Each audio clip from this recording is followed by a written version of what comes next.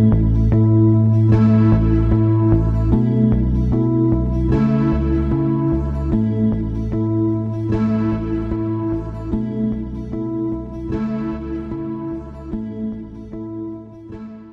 viewers, welcome to another video on gender sensitization, society, culture and change. The title of today's video is Masculinity, Patriarchy and Violence. I am Nilima Srivastav, professor with School of Gender and Development Studies and also the course coordinator of BGSE 001. Today we will be talking about what is understood by masculinity and patriarchy and their interlinkages.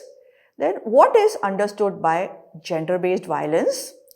Then what is the relationship of violence with patriarchy and masculinity constructs. Then what is the impact of these interlinkages on women and men and boys and girls. In the end, we will also discuss what can be done to bring about change in the society. After watching this video, you would be able to explain the concept of patriarchy, masculinity, and what is gender-based violence. You would also be able to discuss interlinkages of violence with patriarchy and masculinity constructs, as well as you would be able to address issues related to gender-based violence, which is so prevalent in today's society.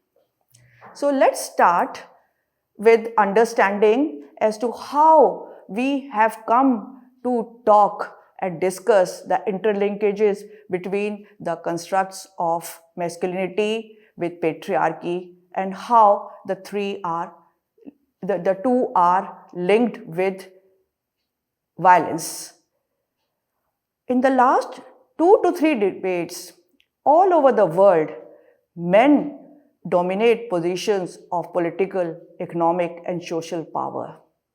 But it does not mean that all men are or feel powerful as others. Some men do feel relatively powerless in terms of their political influence, their wealth that they have got or they earn, or with respect to their social status. We have also seen that the roles, behaviors and attributes that are associated with maleness, that is, what is considered as masculine, usually bring greater social status, economic rewards and political power than those attributes, behavior or roles that are associated with a feminine self. This is also to bring to your understanding that today women are taking on leadership roles in many walks of life, whether we look at the government offices or their employment status in private sector. But one thing remains common, that the norms that are associated with leadership are seen as masculine and as done by men. That is to say that authority still has a male face. Socioeconomic changes which are very apparent in last 20 to 30 to 35 years, they have led to changes in gender roles and relation that has shaken stereotypical patriarchal notions in our society. Although there has been an erosion of male supremacy, power and privileges, especially in the sector of education and employment, this has led to various psychological and social problems in our society and has created a sort of social turmoil when we look at the status and position of women or men who are not in the higher status positions. The change in society is also manifested as violence on women. There is increase in other violent crimes. We also see higher incidences of drug abuse and alcoholism, especially among the men. Before going ahead, let us understand the concept of patriarchy. The term patriarchy is defined in various ways by different feminist scholars. Sylvia Walby defines patriarchy as a system of social structures and practices in which men dominate, oppress, and exploit women. She further asserts that it is a system that rejects the notion of biological determinism, that is, that men and women are naturally different because of their biology and also the bodies they possess, and therefore assigned different roles. Sultana defines patriarchy as manifestation and institutionalization of male dominance over women and children, and its extension over women in society at large. If we look at other definitions of patriarchy also, and what we have just discussed about patriarchy, one common thread can be found that patriarchal system symbolizes power, dominance, and hierarchy. Let us now also look at the new thinking that has emerged recently. The first step in new thinking about men and masculinity was the idea of male sex role. This idea became popular in the wake of liberal feminist discussions, which talked about female sex role and critiqued it with respect to the cultural stereotypes attached with female sex roles. Theoretical work on gender has decisively moved beyond the sex role framework. Now, it is being increasingly recognized that gender involves large-scale institutions as well as interpersonal relations.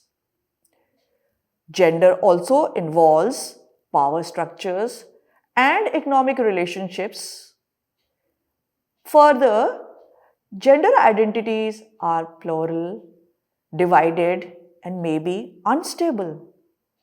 Some gender processes operate at unconscious level also, and some operate through impersonal processes which are embedded in culture, such as language and symbolism. Given this rethinking of gender, we must always see masculinity as located in a structure of gender relations. Let us now understand masculinity vis-a-vis patriarchy. Considering masculine as superior to the feminine is one of the foundations of gender inequality in any society, which has its roots in the system of patriarchy. Masculinism, in this respect, is an approach that believes in and justifies male superiority and domination. It refers to observance and promotion of opinion, attitude, values, behavior, and traits that are distinctive of men. Norms and practices associated with masculinity, although differ from one culture to another and also change from one historical moment to another, but they remain different from expectations from a feminine self. Multiple masculinities coexist in the same context, even in the same family. You might be observing in contemporary families, you must be observing in families of today, the masculinity construct of father may be different from that of the son in the family.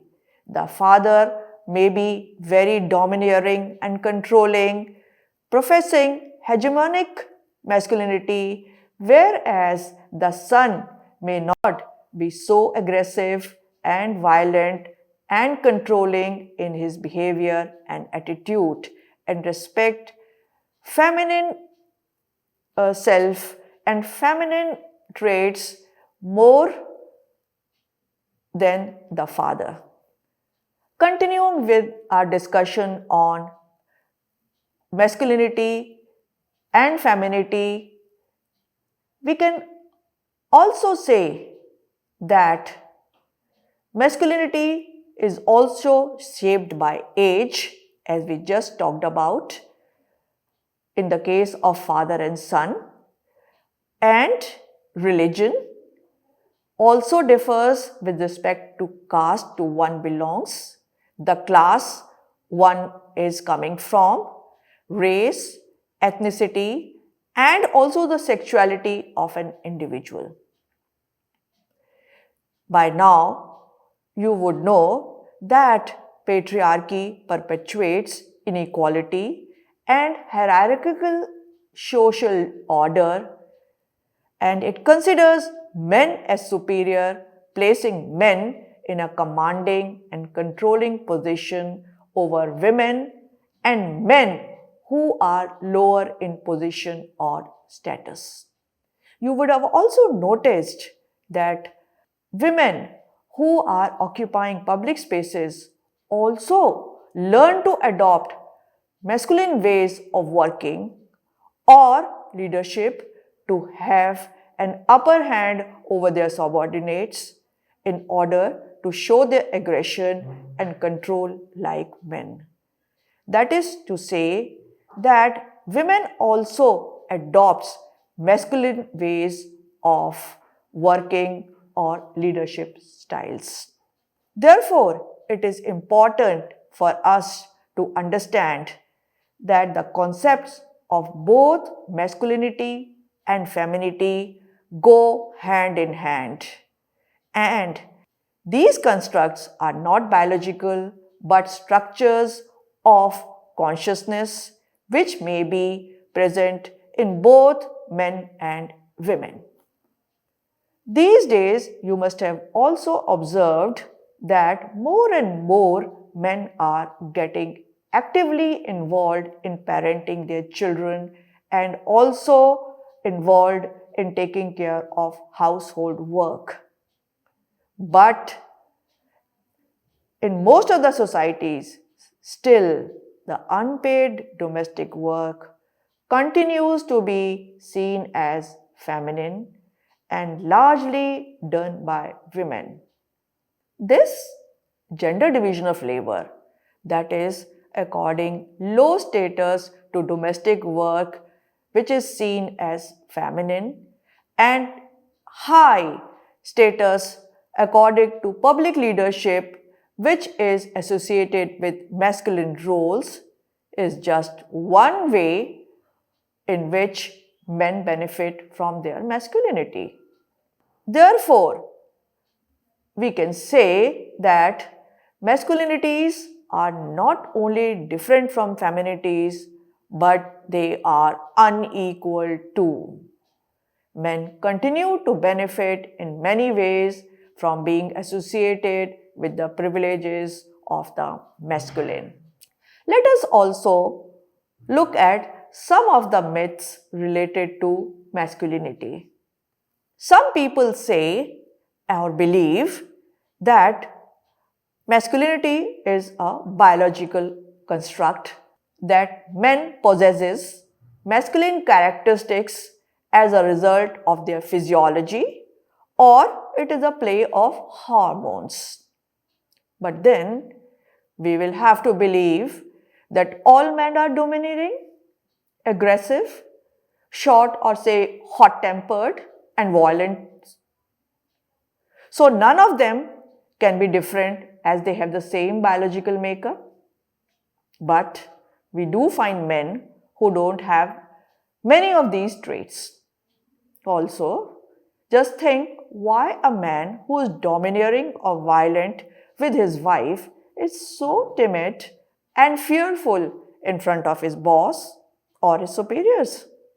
So, men depict typical masculine behavior where they have a position of power or influence and adopt a so-called feminine attribute when they are in subordinate positions.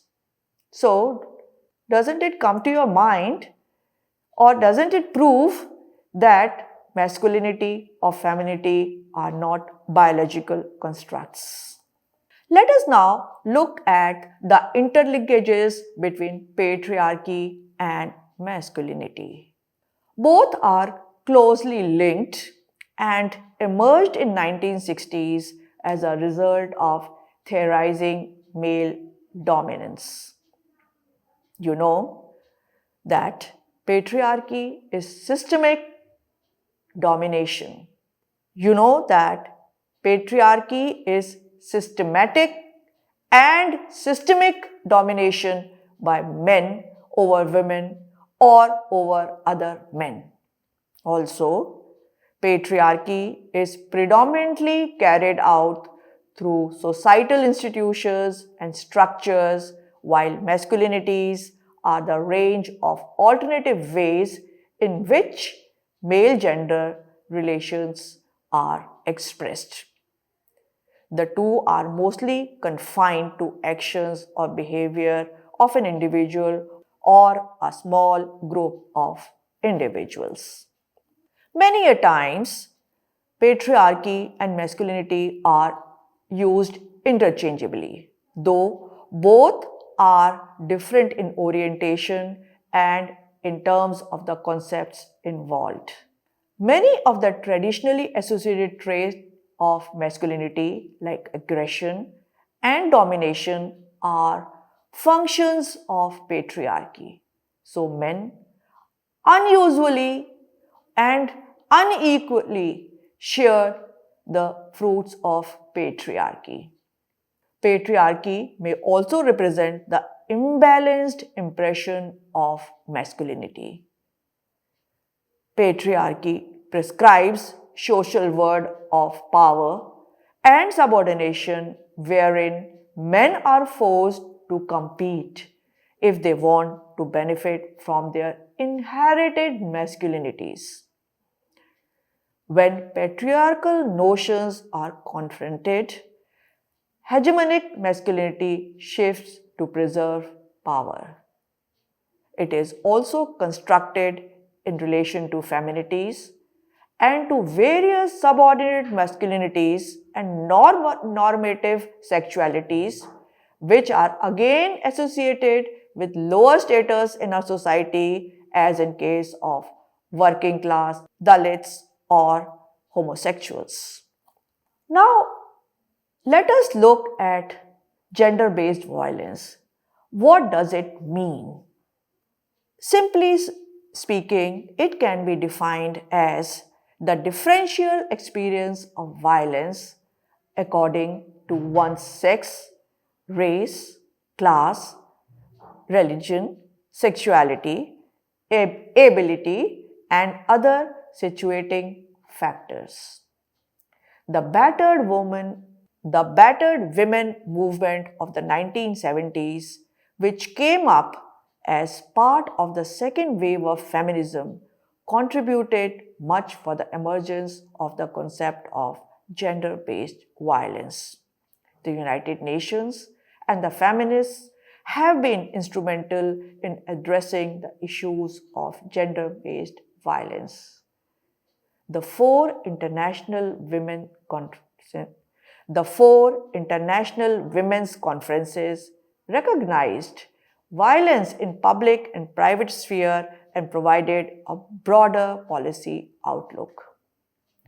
This makes the government to bring necessary policies to address gender-based violence prevalent in the society where they are governing. When we look at the global picture, according to the estimates of World Health Organization, 35% of women have experienced either intimate partner violence or non-partner sexual violence in their lifetime. Statistics for emotional and psychological interpersonal violence are equally shocking. World Bank in 2018 came up with a finding that in some countries, violence against women is estimated to cost countries up to 3.7% of their GDPs, more than double of what most governments spend on education of their children. In India, as per the National Family Health Survey 4, 30% women in the age group of 15 to 49 years have experienced physical violence since the age of 15, and another 6% women in the same age group have experienced sexual violence at least once in their lifetime, and 31% of married women have experienced either physical or sexual or emotional violence by their spouses. Several national surveys have also shown that domestic violence is highly prevalent in Indian society, and as many as 50% of married women report that it is a normal part of their married life. The more disturbing findings of these researches is that domestic violence is not a private affair. It is known to the community but ignored as it is considered as a family's private affair. Research also shows that domestic violence plays an important role in gendering of boys and girls in the family. They learn from the pattern and behavior of their parents. Boys feel it is appropriate for them to perpetuate violence that they had seen while growing up, and girls internalize their acceptance and tolerance towards it. So, in any patriarchal society, violence and aggression in men are justified as markers of masculinity. Men consider it their duty to discipline their family members so as to guard the honor of the family or the community where they live. Let us now understand how masculinity, patriarchy, and violence against women are interlinked. As we just talked about, that how patriarchy expects men to be in control of their women. Interestingly, many women do accept that there is nothing wrong if their husband uses violence on them for non-compliance of his demands. This is simply because of social conditioning of women to be subservient and to be accepting of male or masculine norms and traits. Violence is mostly imposed by men on women to show their domination and supremacy. Violence keeps women subordinated and also under societal control. It is very well accepted in many societies as men who are violent with women get away with it. Let us now look at how patriarchy and masculinity has a cyclic relationship which has been very well explained by Alex Scott Samuel. In a patriarchal society, hegemonic masculinity is highly valued and promoted, which is passed on or which is inculcated in boys through gendered socialization. The whole process ultimately leads to a developing unequal power equations that leads to social inequality among different sections of society, thereby leading to social production of patriarchy, and this phenomenon is ultimately the outcome to have a patriarchal society. In the next section of the video, we are going to talk about how masculinity and sexuality are interlinked. As you know, that masculinity represents aggression, domination, and control. Then it is quite natural that masculinity affects all interactions and relationships, including sexual relations. Male sexuality, aggression, and violence are connected in many ways. An example of this is language and expressions used by men. All expletives used by men have sexual connotations, and men use them so naturally for just about everything they do or not like to do or are angry about. Men consider sex as a controlling mechanism, and women who refuse to respond or submit to sexual advances many a times face terrible consequences. You must have also read in the newspapers about several incidents of acid attacks on young women who resist sexual advances by the perpetrator, professing that if he cannot possess her, nobody else should be able to do so. Violent male sexuality is also responsible for sexual harassment that takes place in public spaces like roads, public transport, education institutions, and offices. Men commit rape to punish a woman. Rape is the most gruesome consequence of link between masculinity, sexuality, and violence. It has been widely used as a weapon in wars, holocausts, and communal riots to punish men and women of affected communities or nations. Violent masculinity make women pay for everybody's sins, but especially for the cardinal sin of being born a female, writes Kamala Bhasin. Violence against men by other men is also rampant and on the rise in contemporary societies.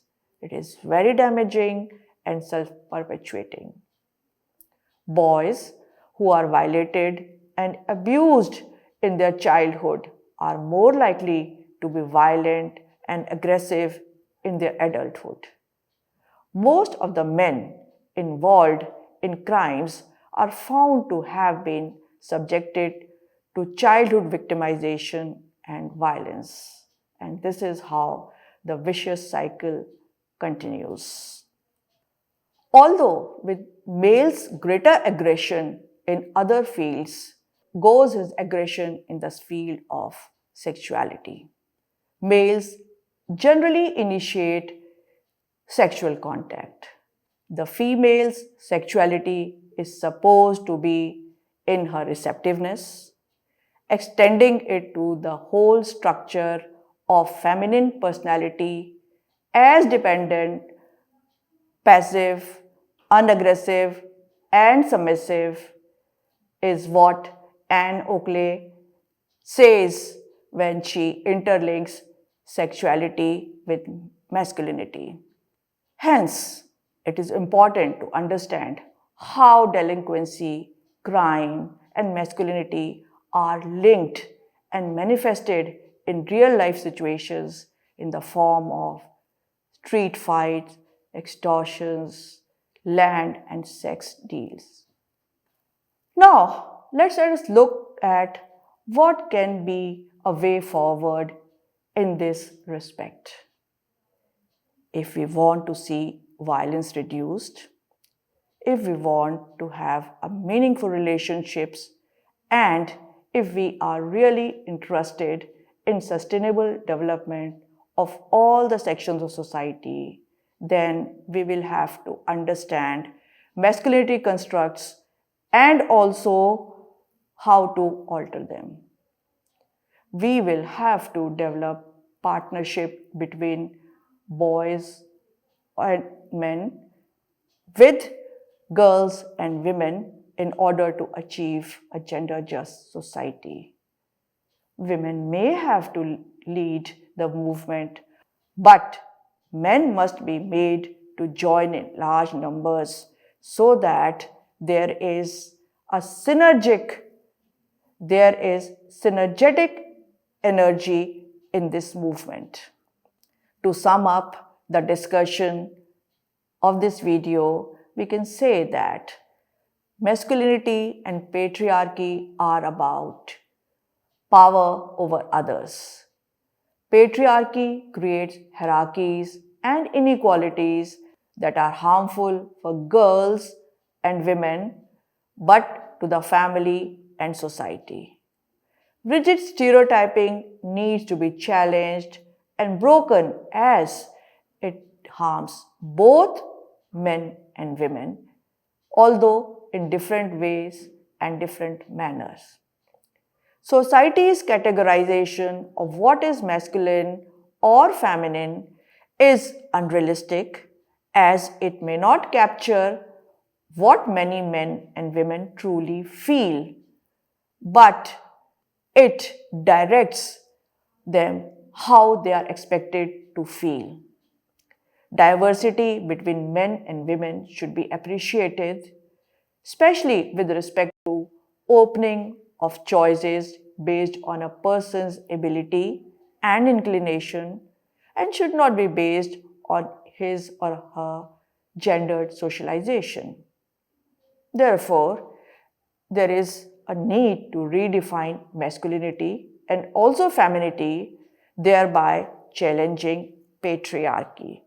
If you want to learn more about masculinity, patriarchy, and violence, here I am sharing the references with you, and also the discussion which has taken place in this video has also originated from the references showing on your screen. So after watching this video, I hope you would be able to understand how patriarchy operates with the help of masculinity constructs, how both of them are linked, and how this interlinkage leads to a more violent society, especially with respect to violence against women. You would have also understood that if we have to promote a more gender just society, then the synergetic relationship between men and women or boys and girls has to be promoted so that all the sections of society can live in peace and with harmony. I thank you for watching this video.